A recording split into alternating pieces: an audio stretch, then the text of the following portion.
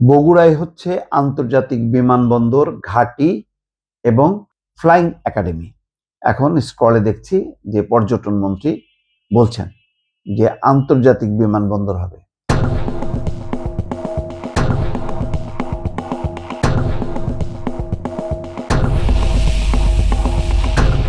আমাদের বাংলাদেশে এখন ঢাকা এবং চট্টগ্রামে আন্তর্জাতিক বিমানবন্দর আছে।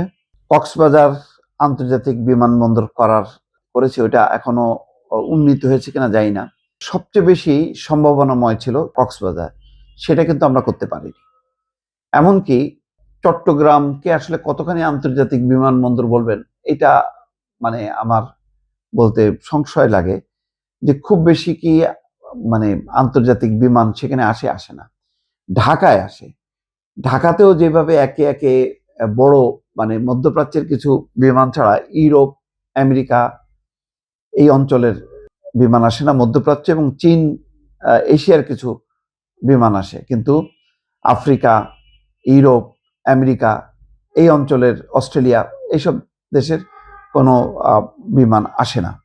এবং খেয়াল করবেন, যারা বিদেশে যান, অন্য দেশের আপনি আন্তর্জাতিক বিমানবন্দরে নামলে যখন ল্যান্ড করে, তখন যদি রানওয়ের পাশে ল্যান্ড করা যেই বিমানগুলি দেখবেন নানা দেশের সারি সারি।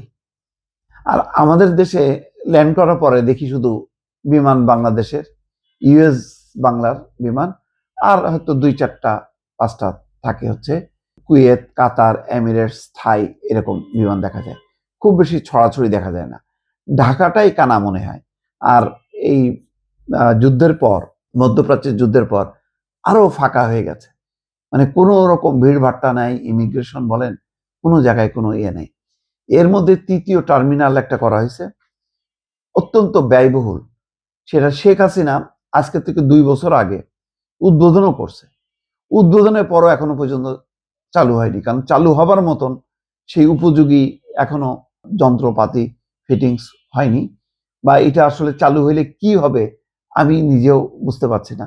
হয়তো খুবই উন্নত মানের ইয়ে থাকবে, কিন্তু এটার ব্যবস্থাপনা, পরিচালনা, এটার খরচ, এটা কিভাবে হবে আমি বুঝি না। যেখানে মূল বিমানবন্দরই যেটা এখন আছে, সেখানেই খালি খালি লাগে। এখানে থার্ড টার্মিনাল চালু হওয়ার মধ্যে দিয়ে কি মাহাত্ম্য অর্জন হলো। সবচেয়ে বড় কথা হলো, যদি আপনার প্রচুর সংখ্যক এয়ারলাইন্স না আসে বাংলাদেশে, তাহলে এটাকে আন্তর্জাতিক বিমানবন্দর এটা বলার অর্থটা কি? সেখানে চট্টগ্রামের অবস্থা কি, কক্সবাজারের অবস্থা কি?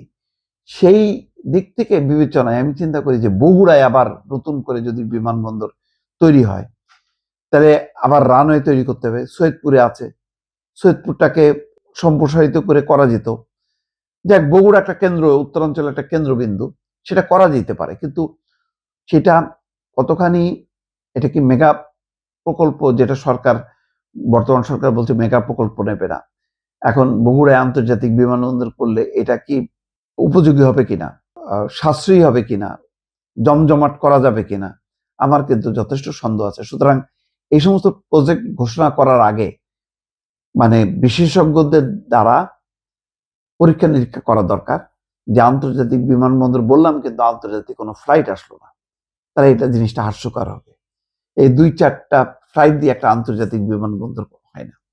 সবকিছু এটা মাথায় রেখে এই ধরনের প্রকল্প নিয়ে এগোনো উচিত। দর্শক।